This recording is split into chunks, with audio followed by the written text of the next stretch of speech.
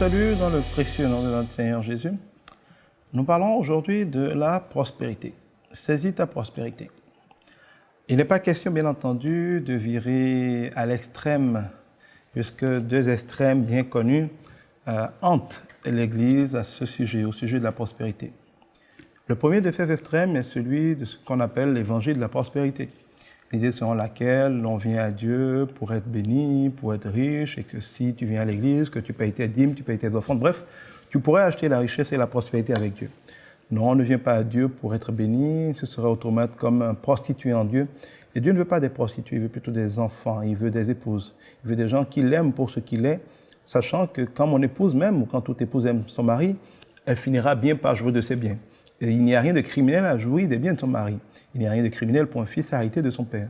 Mais il est criminel pour un fils d'être pressé que son père meure pour avoir l'héritage. Et il est adultère pour une femme ou prostitué pour une femme de ne choisir un homme que parce qu'il a un portefeuille bien rempli. Eh bien, c'est pareil avec Dieu. On ne vient pas à l'église où on n'est pas chrétien parce qu'on veut être béni. On est chrétien parce qu'on aime Dieu. Et parce qu'on aime Dieu, Dieu qui nous aime, qui est notre époux, qui est notre père, va nous bénir de toutes sortes de bénédictions matérielles et célestes. C'est la première chose. Donc, non à l'extrême d'être chrétien avec l'obsession et avec le focus sur les biens matériels. Jésus nous l'interdit d'ailleurs en nous demandant de ne pas nous préoccuper de ces choses-là, de ne pas nous faire des soucis pour ces choses-là. Et nous dit ce qui est vrai, que l'amour de l'argent est la racine de tous les maux. Attention, l'amour de l'argent veut dire le fait d'aimer l'argent, de vouloir être en relation avec l'argent, d'idolâtrer l'argent. Il dira pas ailleurs que nul ne peut servir de maître à la fois. On ne peut pas servir Mammon et Dieu à la fois.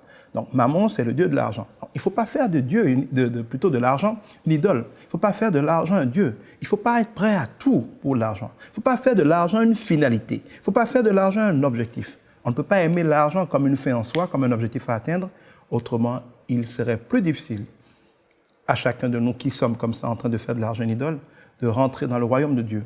Pas seulement au ciel, mais de manifester le règne de Dieu, de vivre dans la grâce de Dieu, de vivre dans le royaume de Dieu. Ici, qu'à un chameau de passer par le trou d'une aiguille. Ça, c'est l'extrême de la prospérité comme finalité, comme raison d'être. Il y a un deuxième extrême qui est tout aussi mauvais, qui est celui de la pauvreté comme vertu. Transformant la parole de Dieu, et quand elle dit « heureux les pauvres de cœur », beaucoup de gens se sont arrêtés à pauvres. Peut-être parce qu'ils ne comprenaient pas forcément l'expression « pauvre de cœur », qui veut dire tout simplement une personne humble, une personne qui n'est pas prétentieuse, une personne qui sait qu'elle a besoin de Dieu. Parce que la Bible dit « heureux les pauvres de cœur », dans beaucoup de pays et dans beaucoup d'églises, on enseigne aux gens que la pauvreté est une vertu. Eh bien, les chrétiens, parfois, sont invités à cultiver la pauvreté. Certains font même vœu de pauvreté. Alors, franchement, je ne sais pas pourquoi il faudrait faire vœu de pauvreté, parce que la pauvreté est une malédiction. Deutéronome 28 est très clair. Quand vous obéissez à Dieu, ce que vous avez, ce n'est que de la prospérité, ce n'est que de la bénédiction. Et la malédiction de la pauvreté, du manque, ne vient que pour ceux qui désobéissent à l'Éternel. On ne peut pas être un chrétien et faire vœu de pauvreté. La Bible nous dit que Christ s'est fait pauvre pour que nous ne soyons pas pauvres. Christ n'était pas pauvre. Il est Dieu. Il avait la gloire. Il était maître, comme le dit Agé, avec Dieu, de l'or et de l'argent. Christ n'était donc pas pauvre. Il s'est fait pauvre pour que nous soyons riches. Comme il était juste, mais qu'il s'est fait pécher pour que nous soyons justifiés. Comme il est la vie, mais qui s'est fait tuer à la croix pour que nous ayons la vie. Alors, si Christ a laissé le péché à la croix et que nous le maudissons, qu'il a laissé la malédiction et la mort à la croix, que nous sommes d'accord, pourquoi s'il laisse la pauvreté à la croix, nous voulons nous charger de la pauvreté comme d'une vertu? La pauvreté serait très très loin d'être une vertu. La Bible nous dit dans Ecclésiaste 6, du verset 3 au verset 6, que quelle que soit la durée de vie d'un homme, même s'il a beaucoup d'enfants, si le jour de sa mort, il n'a pas vécu heureux, et qu'il n'a pas sur lui de quoi financer son enterrement, un avorton vaut mieux que lui. Pour Dieu, si vous vivez sans prospérer, un avorton vaut mieux que vous. Votre maman n'aurait pas dû subir le travail de l'accouchement, c'est pour Dieu du gaspillage. Dieu dira par ailleurs qu'il veut que nous soyons en bonne santé et prospères à tous égards, comme prospère l'état de notre âme. Dieu ne veut pas vouloir que nous soyons prospères et que nous fassions vœu de pauvreté. Dieu est le maître de l'or et de l'argent. On ne peut pas être les héritiers du maître de l'or et de l'argent, être l'épouse du maître de l'or et de l'argent, être l'enfant du maître de l'or et de l'argent, et choisir de considérer qu'il est normal d'être pauvre. La pauvreté n'est en rien une vertu, c'est une malédiction. Certains répondent que Jésus était pauvre. C'est faux. On dit que Jésus est né dans une étable. Ce n'est pas parce qu'il était pauvre. La Bible nous précise que Joseph avait les moyens de payer un hôtel. Mais déjà là, les hommes rejetaient Jésus. Aucun hôtel n'a voulu de lui. C'est pour ça qu'il est dans une étable. Et notez bien que quand il est né, des rois mages sont venus à son chevet. Ce qu'on appelle un roi mage, c'est comme si vous avez des rois aujourd'hui du Moyen-Orient, plein de pétrole, ils sont venus avec de l'or, de l'encens, avec plein de cadeaux qui valaient très très cher. Il n'y a pas beaucoup d'enfants aujourd'hui encore qui, à leur naissance, voient à leur berceau 3 rois mages avec ce niveau de fortune. Non, Jésus n'était pas pauvre, loin de là. Il était tout sauf pauvre. Ce n'est pas un pauvre qui prend n'importe quoi et qui peut nourrir des gens et qu'il en reste, il nourrit 5 000 personnes et puis il nourrit 4 000 personnes selon les miracles et puis il en reste pour 12 000 personnes à manger. Ce n'est pas un pauvre qui prend de l'eau qu'il transforme en vin. Le vin, c'est quand même pas de la nourriture pour les pauvres. Non, Jésus n'a pas vécu comme un pauvre. Quand Jésus devait payer ses impôts, il n'avait pas d'argent sur lui. Ça, c'est la réalité. Mais la vérité, c'est qu'il était le maître de l'heure de l'argent. La preuve, il a commandé qu'on allait trouver l'argent là où il en fallait. L'argent est venu. Non, nous ne sommes pas censés être pauvres. Non, nous ne sommes pas censés être pauvres. Mais évidemment, on me dira aussi qu'il y a l'histoire de Lazare, du pauvre Lazare avec le riche orgueilleux. Une fois encore, l'histoire de Lazare ne prouve pas que Dieu nous veut pauvres, mais prouve que nous ne devons pas être orgueilleux, que nous ne devons pas penser que nos biens matériels nous donnent la sécurité, penser que nos biens matériels nous donnent le droit de mépriser les pauvres, de ne pas obéir à Dieu. L'histoire de Lazare ne faisait pas l'apologie de la pauvreté, mais maudissait l'orgueil du riche et demandait que, comme Dieu, nous soyons soucieux du bien des pauvres. Si nous sommes les maîtres de leur argent, nous ne sommes pas censés être esclaves de l'argent. En réalité, les gens se perdent un peu. La Bible maudit parfois le riche qui est tellement riche qu'il devient orgueilleux et donc il ne peut pas rentrer au ciel, qui a plus de mal à régner avec Dieu qu'un chameau à passer par le trou d'une aiguille. Mais en même temps, Dieu fait l'apologie de la prospérité. Regardez Salomon, l'homme le plus riche qu'il ait jamais eu. Mais Salomon a fait un grand sacrifice à Dieu. Il a d'abord donné. Il a donné sans compter, ce qui prouve qu'il n'était pas attaché à son argent. Quand des riches sont venus voir Jésus qui voulait le suivre, Jésus leur a dit, vous avez obéi à la loi, parfait. Maintenant, donnez tout ce que vous avez, suivez-moi. Ils ont tous refusé. Mais Salomon a donné énormément. C'est ça la différence entre Salomon et les autres riches. Salomon a donné, il a fait des offrandes terribles, effrayantes. Ce qui prouve qu'il n'était pas esclave de son argent. Il était le maître de son argent. Il l'utilisait pour Dieu. Il n'était pas esclave de son argent au point d'avoir peur de perdre cet argent. C'est parce que Salomon a donné énormément, sans compter. Ce que Jésus demandait par la suite aux autres riches, que Dieu lui demande, qu'est-ce que tu veux? Salomon demandait simplement la sagesse d'obéir à Dieu. Et Dieu de l'obliger à prendre avec ça à la gloire et la prospérité. Pourquoi Dieu obligerait Salomon à prendre en plus de la sagesse, la gloire et la prospérité, si la prospérité est une malédiction? Dieu ne serait pas sérieux de faire cela. Non, la prospérité n'est pas une malédiction. Mais quand vous méditez la Bible, vous découvrez que Dieu nous présente la relation avec l'argent sous 2 angles opposés. Il y a le fait que nous ne devions pas être esclaves de Mammon, donc le Dieu de l'argent, parce qu'on ne peut pas le suivre, l'adorer et adorer en même temps Dieu. On en méprisera forcément un. Si vous aimez trop Jésus, vous mépriserez forcément l'argent. Si vous aimez trop l'argent, vous mépriserez forcément Jésus. Quand je dis comme ça, certains me diraient, et moi aussi, il y a quelques années, que non, que moi j'aime bien Dieu, mais j'aime bien l'argent. Non. Non, c'est pas vrai. Dieu m'a éprouvé pour me démontrer cela. Il est arrivé des moments de ma vie où j'avais un compte d'épargne et j'ai amassé de l'argent pour les mauvais jours. Et quand Dieu a voulu m'apprendre cette leçon, il permettait que tout mon argent courant finisse, et que je sois obligé d'entamer malgré moi mon compte d'épargne. Et que tout mon compte d'épargne finisse. Dans les derniers moments, quand il restait juste quelques francs, j'essayais de le préserver, de ne pas le dépenser. Mais tant que je ne l'avais pas dépensé, je n'avais plus aucun franc qui rentrait. Mais à la minute où je dépensais le dernier franc de mon compte d'épargne, je recevais une recette. Ça m'est arrivé 3 fois de suite. Et le Seigneur a fini dans sa bonté par me parler, il dit, tu n'as pas encore compris ce que j'essaie de te dire. J'essaie de te dire que ton compte d'épargne ne peut pas te sauver. Tu as fait ton compte d'épargne une idole. Pas qu'il soit mauvais d'épargner, mais l'idée de dire j'ai amassé de l'argent pour qu'en cas de problème, l'argent me sauve. Comme si Dieu ne pourrait pas être là quand j'aurais des problèmes. Mais il dit, mais si tu as, surtout chez nous, il n'y avait pas de distributeur automatique pour l'endroit où il y avait mon compte d'épargne. Mais si tu as un problème le week-end, ton argent va te sauver. Si tu piques une crise dans ta douche, ton argent va te sauver. Mais moi, Dieu, je ne dors pas, je ne sommeille pas, avec ou sans argent. Je peux te sauver. Je peux te donner de l'argent pour te sauver. Mais ton argent ne peut pas te sauver. Mais à travers ce compte d'épargne, moi, comme beaucoup de personnes, nous avons placé notre confiance dans notre assurance vie, dans notre compte d'épargne, dans tel produit financier. C'est de l'idolâtrie. Et si Dieu vous aime, tôt ou tard, il va détruire cette idole dans votre vie pour vous prouver que vous ne pouvez pas compter là-dessus. Ensuite, il est arrivé des moments de ma vie où j'avais vraiment pas d'argent. Vraiment pas d'argent, j'avais vraiment des miettes sur moi. Mais paradoxalement, ces moments où je n'avais pas du tout d'argent sur moi étaient aussi des moments où je sentais puissamment la présence de Dieu. J'avais de grandes révélations, j'avais plus d'onction, je guérissais des gens. Je sentais évidemment, j'avais des rêves, j'avais des visions. C'est comme si plus j'étais pauvre, plus Dieu me donnait de l'onction et me démontrait hors de tout doute qu'il était présent. Je ne suis pas en train de dire que si vous êtes pauvre, Dieu va vous bénir davantage. Je vous dis une expérience que Dieu m'a fait vivre pour m'apprendre quelque chose.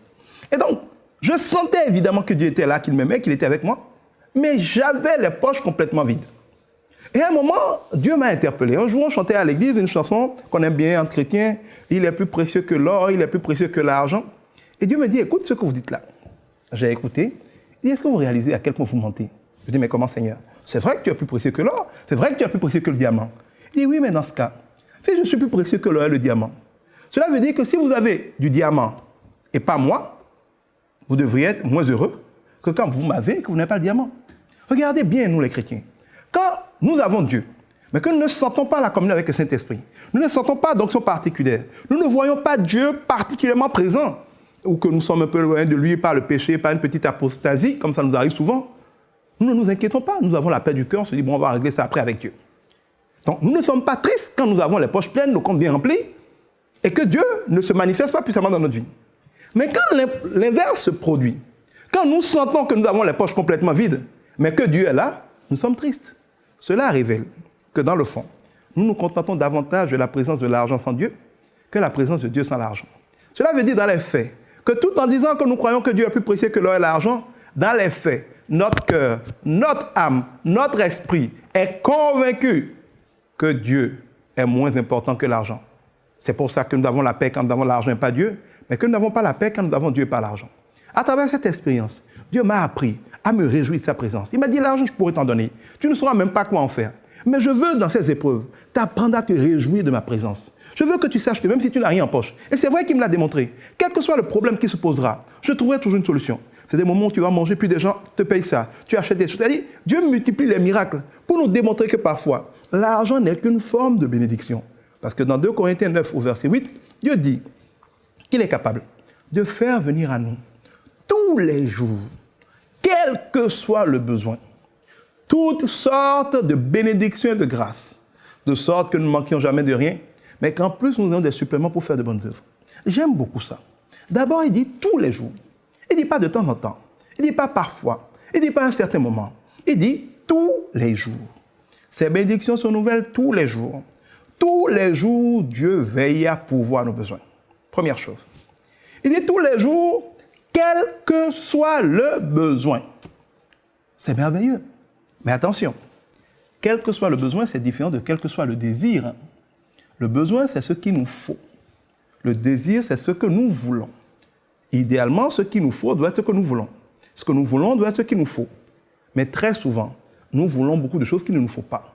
Il y a plein de gens qui veulent aujourd'hui de l'argent pour acheter des produits pour se dépigmenter la peau ou pour se bronzer. Vous le désirez, c'est même souvent mauvais pour la santé, mais ce n'est pas ce qu'il vous faut. Ce qu'il vous faut, ce qui est nécessaire, ce qui vous fera du bien, Dieu le sait et pourvoit toujours. Quand un enfant est arrogant, impoli, voleur, il a besoin d'une petite correction pour le discipliner. Il ne veut pas une correction, mais il a besoin d'une correction. Dieu promet que ce dont vous avez besoin, que vous le désiriez ou non, il vous le donnera tous les jours. Et c'est pour ça que parfois nous avons des épreuves, nous nous en plaignons. Ce n'est pas des choses que nous voudrions avoir. Mais quand on y regarde de près avec la sagesse et le regard de Dieu, ce sont des choses qu'il nous faut. Donc tous les jours, un beau superlatif. Quel que soit le besoin, Dieu est capable. Il est capable, il peut. Non pas de nous faire courir après la bénédiction, mais de faire venir à nous. C'est merveilleux. Toutes sortes de bénédictions et de grâces. J'aime beaucoup toutes sortes de bénédictions et de grâces. Le Seigneur m'a appris que quand il dit toutes sortes de bénédictions et de grâces, il veut nous dire que l'argent n'est qu'une des formes de bénédiction. Quand nous prions Dieu parce que nous avons un problème financier, nous lui demandons souvent de nous donner de l'argent pour faire quelque chose. Dieu peut choisir de nous bénir par de l'argent pour faire quelque chose, puisque l'or et l'argent lui appartiennent. Il est le maître de l'or. En fait, Dieu ne veut pas que nous soyons esclaves de l'or et de l'argent. Il veut que nous soyons maîtres de l'or et de l'argent. Si Dieu est maître de l'or et de l'argent, que nous sommes les épouses et les fils de Dieu, nous sommes héritiers, nous sommes co-rois, co-maîtres de l'or et de l'argent. Le maître commande l'esclave. Si l'argent est mon esclave, que je suis son maître, je lui commande, je l'envoie faire ce que je veux, je l'envoie servir Dieu, je l'envoie bénir des gens. J'utilise mon argent, je commande à mon argent, je suis le maître de l'argent. Dieu veut que ses enfants soient des maîtres de l'argent. Mais il ne veut pas que nous soyons des esclaves de l'argent. L'esclave de l'argent est celui qui obéit à l'argent. Il y a plein de gens auxquels on pose des questions. Par exemple, vous avez tel produit. Est-il un produit, je ne sais pas, chinois ou est-il un produit allemand? En supposant que les Chinois est supposé être peut-être de moins de qualité. Je donne un exemple. Beaucoup de gens, sachant par exemple qu'ils ont un produit chinois, vont dire à leurs clients, c'est le produit allemand, c'est le meilleur de la gamme. Ils savent qu'ils mentent. Mais pourquoi ils mentent? Ils mentent parce que le vieil homme en eux leur dit, si tu lui dis que c'est un produit chinois, il ne va pas l'acheter. Donc tu n'auras pas son argent. Donc si tu veux avoir l'argent, je te prie de mentir. C'est comme si l'esprit du diable en nous, qui est aussi l'esprit du démon de l'argent, l'esprit de maman nous dit, si tu ne mens pas, tu n'auras pas d'argent. Quand les femmes se prostituent, c'est quoi? Le diable, l'argent, l'esprit de maman leur dit, si tu ne te couches pas avec cet homme, même si tu le détestes, même si tu ne l'aimes pas, même si tu sais qu'il est marié, si tu ne te couches pas avec lui, je ne viendrai pas à toi. L'argent devient donc le maître avec maman, qui commande vos vies, qui vous fait mentir, qui vous fait voler, qui vous manipule dans le péché. Vous êtes prêt à n'importe quoi pour que l'argent vienne chez vous. Vous êtes un esclave de l'argent. Dieu ne nous dit pas de refuser l'argent. Il dit dans la parole de Dieu, l'argent répond à tout. Mais Dieu nous invite à commander l'argent plutôt qu'à subir l'argent. À ne pas être esclave de l'argent à travers maman, à commander l'argent. Cela veut dire quoi? Cela veut dire que parfois, quand vous devez choisir entre l'argent et obéir à Dieu, vous devez accepter de perdre l'argent pour obéir à Dieu. Il m'est arrivé de perdre 18 millions de francs CFA, une fois encore plus, parce que je voulais dire la vérité. J'ai vendu un bien immobilier à quelqu'un qui, sur tous les papiers, valait 500 mètres carrés.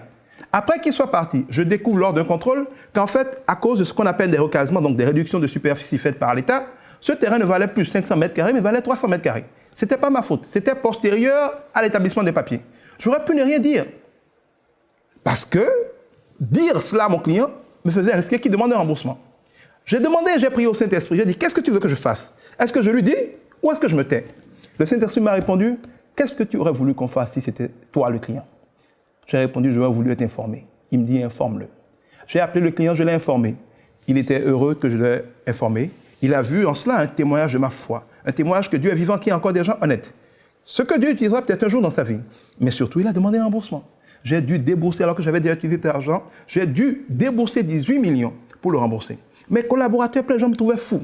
Mais je pense que bien mal à qui ne profite jamais. J'avais la paix du cœur, je suis convaincu que, ayant perdu cet argent pour Dieu, Dieu n'a jamais fait en sorte que je manque quoi que ce soit. Il me bénira autrement. C'est ça être maître de l'argent. C'est vouloir de l'argent pour faire l'œuvre de Dieu. Vouloir de l'argent pour être béni. Vouloir de l'argent pour prospérer. Mais ne pas être prêt à être un esclave de l'argent. Nous devons être des maîtres de l'argent. Commander à l'argent. Refuser de le subir. Si vous êtes de ceux qui subissent l'argent, qui font tous leurs projets en fonction de l'argent, on vous propose un nouvel emploi. La première question n'est pas combien je gagne, c'est est-ce que Dieu veut que j'y aille? Est-ce que Dieu a un plan pour moi là-bas? Est-ce que là-bas je serai béni? Est-ce que Dieu va m'utiliser là-bas? Si Dieu dit non, vous n'y allez pas. Il y a des gens qui changent d'emploi, qui partent de très bonnes églises et qui vont après tomber dans l'apostasie parce qu'en suivant l'argent, le diable les est loin du lieu de leur bénédiction. N'allez pas n'importe où pour l'argent.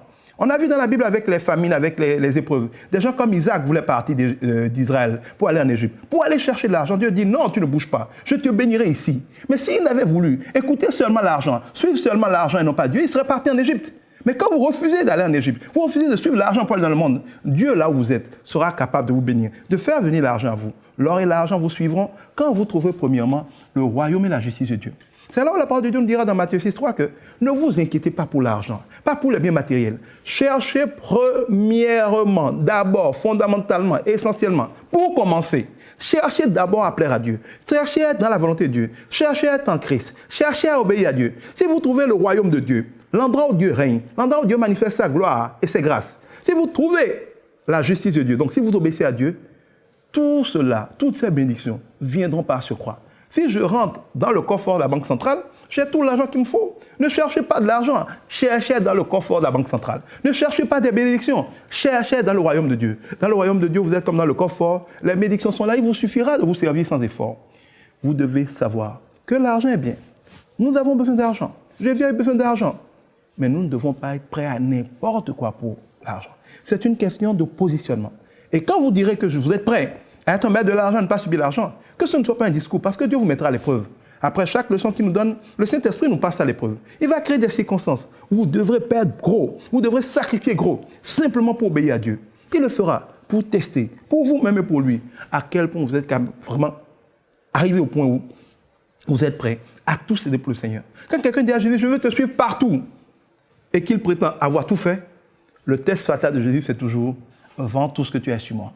Pas parce qu'il a besoin de ses biens, mais parce que c'est le test fatal. Là où il y a vos trésors, c'est là qu'il y a votre cœur. Si vous croyez vraiment que vous avez trouvé le royaume des cieux, vous allez vendre tout ce que vous avez pour y aller, parce que vous savez que là-bas, vous avez plus que tout ce que vous avez. Tant et aussi longtemps que vous n'êtes pas prêt à brader, à céder tout ce que vous avez pour acquérir la présence du royaume de Dieu, vous ne croyez pas encore en Dieu. Et c'est le problème de beaucoup de gens. Ils viennent à Jésus, ils veulent être avec lui, mais ils ne veulent pas céder ce qu'ils ont. Ils ne veulent pas laisser leur vie, ils ne veulent pas laisser leur diplôme, ils ne veulent pas laisser leur emploi, ils ne veulent pas laisser tout ce qu'ils ont bâti humainement. Vous ne pouvez pas jouir de ce que Dieu a pour vous sans avoir accepté de laisser ce que vous aviez. Il ne vous obligera pas toujours à tout laisser, mais il va toujours s'assurer que vous ayez un cœur prêt à tout laisser. J'ai bâti une entreprise par la grâce de Dieu. Elle me bénit à bien le ministère. Mais je sais dans mon cœur que le Dieu que je connais peut un jour me dire, Edgar, ça suffit. Tu ne fais plus ça, tu passes à autre chose. La seule chose que je ferai, c'est demander à Dieu la preuve que c'est lui qui parle. Je demanderai l'assurance que c'est lui qui parle, que je ne me trompe pas. Mais dès que j'aurai l'assurance que c'est lui qui parle, je laisserai tout. Parce que vous me cacherez joindre sa face. C'est lui qui est béni. S'il ne veut plus que je le fasse, j'arrête. Parce que dans tous les cas, je deviendrai autrement Jonas enfermé dans le ventre du poisson. Nous devons être prêts, quel que soit ce que Dieu nous donne, à être des intendants de Dieu. Il nous donne les choses pour nous bénir et pour que nous bénissions les autres. Mais c'est lui qui est souverain. Quand il décidera que ce que tu as n'est plus bon à avoir, quand il demandera que tu le vendes, vends-le, sachant qu'avec lui, tu auras toujours mieux. Et donc, Dieu est capable de nous bénir de toutes sortes de bénédictions. Beaucoup de gens sont malheureux et n'arrivent pas à jouir de cette promesse de Dieu de 2 Corinthiens 9 au verset 8, qui est que quels que soient les besoins, tous les jours, il bénira, parce qu'ils croient que la bénédiction vient toujours par l'argent. L'argent n'est qu'un des moyens de la bénédiction. Vous avez par exemple besoin d'une voiture. Vous demandez à Dieu naturellement, comme on le fait tous, de vous donner de l'argent pour acheter la voiture. Vous essayez de faire vos économies pour y arriver. Ce n'est pas mauvais. Dieu peut choisir de vous bénir par l'argent. Il peut choisir de vous donner assez d'argent pour acheter votre voiture. On dira Alléluia. Mais Dieu peut décider de ne pas vous donner d'argent. Et un jour, vous êtes là, vous avez prié, vous avez même peut-être oublié que vous attendez une voiture, tellement vous désespérez de pouvoir faire les économies qu'il faut. Et puis Dieu permet à une autre personne d'être tellement béni qu'il achète une deuxième voiture, peut-être une troisième voiture. Et puis il a un problème de stationnement, par exemple. Il se demande quoi faire de sa voiture, est-ce qu'il faut la vendre? Et puis le Seigneur lui dit, bon, va donner à telle sœur, va donner à tel frère. Et vous êtes là un jour, il vient vous voir avec une belle voiture, avec la clé, il dit, bon, Dieu m'a dit de te remettre la clé de cette voiture, te remettre la voiture. Vous n'avez pas eu d'argent, Dieu ne vous a pas envoyé de l'argent pour acheter votre voiture, mais Dieu vous a donné directement une voiture. Vous pouvez par exemple avoir des problèmes, vous êtes endetté. Vous cherchez des milliers de dollars ou des millions de francs CFA pour rembourser vos dettes. Vous avez prié que Dieu vous libère de ces dettes, qu'il vous donne l'argent pour les payer. Dieu peut vous envoyer l'argent pour les payer. Mais j'ai déjà vu des cas où Dieu fait autre chose. Soit Dieu permet que celui qui vous doit de l'argent vous oublie, que pendant 1 an, pendant 2 ans, pendant des années, il ne vous dise plus rien. Il vous laisse le temps de vous reconstituer, de vous reconstruire, sans vous mettre la pression, sans vous harceler. Et le jour où vous êtes largement prospère, où ce n'est même plus un problème que de payer, à ce moment, vous payez. C'est une forme de bénédiction. Il ne faut pas dire Dieu n'a rien fait pour moi, j'ai prié pour payer mes dettes, Dieu n'a rien fait pour moi. Le fait d'endormir, le fait d'apaiser, le fait de mettre en stand-by votre débiteur, afin qu'il ne puisse pas vous perturber, afin qu'il ne vous empêche pas de dormir, est une bénédiction qu'il faut reconnaître. C'est un peu comme quand Méchak est dans le feu. Il ne doit pas se plaindre de ce que Dieu l'a laissé entrer dans le feu. Il doit louer Dieu de ce que le feu n'a pas brûlé.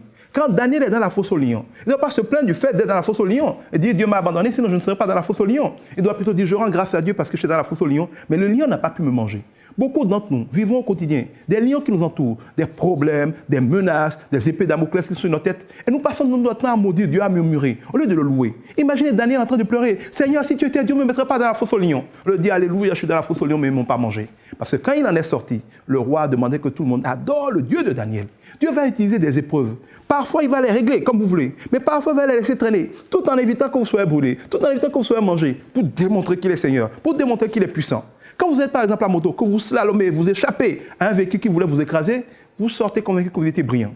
Mais quand le véhicule vous fait catapulter, il vous envoie très très loin, vous tombez, on est sûr que vous allez être mort et que vous n'avez pas d'égratignure, chez nous en tout cas en Afrique, immédiatement les gens te demandent quel Dieu sers-tu? Accroche-toi bien à lui parce que ton Dieu est puissant, à ce qu'on vient de voir, sans ton Dieu tu ne serais pas vivant. Quand vous sortez des épreuves les plus terribles, quand vous échappez à la mort programmée par le diable, le monde voit que votre Dieu est puissant. Cela veut dire que nous devons apprendre à reconnaître les différentes formes de bénédiction de Dieu. Parfois, Dieu va envoyer une personne te donner un conseil. Ce conseil seul pourrait changer ta vie.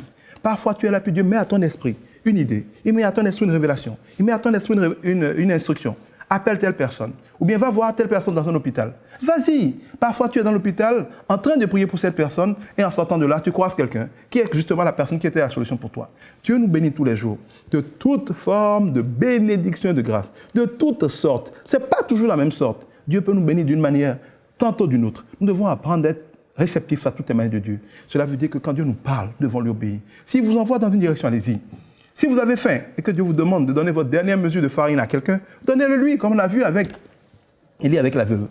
Si elle refusait de le donner, si elle refusait de le semer, de le sacrifier, jamais elle n'aurait été bénie. La bénédiction, parfois, peut être une instruction de semer. Vous avez besoin d'1 million de francs, Dieu envoie quelqu'un vous demander 10 000 francs pour sauver son enfant. Donnez-lui les 10 000 francs, parce que ce sacrifice de vos derniers 10 000 francs, c'est la semence que Dieu va utiliser pour donner le million que vous espérez. Mais si vous dites, je cherche le million, il ne me reste que 10 000, je ne vais pas te donner en plus mes 10 000, vous n'aurez jamais la bénédiction et la prospérité que vous voulez. Dieu va vous bénir tantôt d'une manière, tantôt d'une autre. Et en général, il ne vous donnera jamais la prospérité tant vous permettre de semer. Parce que même si Dieu a créé la prospérité en esprit, il faut qu'elle féconde, il faut qu'elle se forme. Quand on crée par exemple une entreprise, on la crée en esprit, on la crée administrativement, on la crée avec un registre de commerce. Mais ça, c'est la création de la société. Ensuite, il faut qu'elle soit formée. C'est quand elle est formée, qu'elle est téléchargée dans la réalité visible, qu'on peut la voir avec des bâtiments, des employés, du matériel. C'est pareil pour votre prospérité. Dieu nous a déjà bénis de toutes les bénédictions dans le céleste. Mais encore faudrait-il les télécharger dans notre vie. Le téléchargement dans notre vie suppose que les choses soient formées. Pour qu'elles soient formées, nous devons présenter de la matière à Dieu, la matière qui va bénir. Il faut présenter à Jésus les 2 pains et les 5 poissons pour qu'il puisse le multiplier en fait la nourriture. Il faut lui présenter l'eau qu'il va transformer en vin. Quand vous voulez que Dieu vous bénisse, l'esprit de la prospérité, l'esprit de la bénédiction doit pouvoir tomber sur quelque chose, doit pouvoir féconder quelque chose, doit pouvoir souffler la vie dans quelque chose. Ce quelque chose, c'est la semence que Dieu vous demande de donner. Avec Dieu, il y a plus de grâce, de bonheur, d'intelligence à donner qu'à recevoir. Ne tombez pas dans le piège de gens qui croient que pour être béni, il faut recevoir beaucoup et avoir des économies et devenir riche. Ensuite, on donnera un peu. Si vous n'êtes pas capable de donner à Dieu une dîme quand vous avez $1 000, $60, ce n'est pas quand vous serez milliardaire que vous allez donner 100 millions à Dieu comme dîme. Plus le montant est gros, plus il est difficile à donner. Si vous êtes fidèle à la petite chose, Dieu vous donnera les grandes choses. Apprenez à semer, apprenez à faire des offrandes, apprenez à payer vos dîmes. Proposez des choses à Dieu, donnez des choses à Dieu, donnez-lui de grandes choses. Si vous donnez beaucoup, il vous fera récolter beaucoup. Si vous ne donnez rien, vous ne récolterez rien. Mais sortez l'idée que la pauvreté est une vertu, c'est une malédiction. Sortez l'idée que vous devez être des prostituées prêtes à tout pour l'argent. Nous devons être maîtres de l'argent, pas esclaves de l'argent.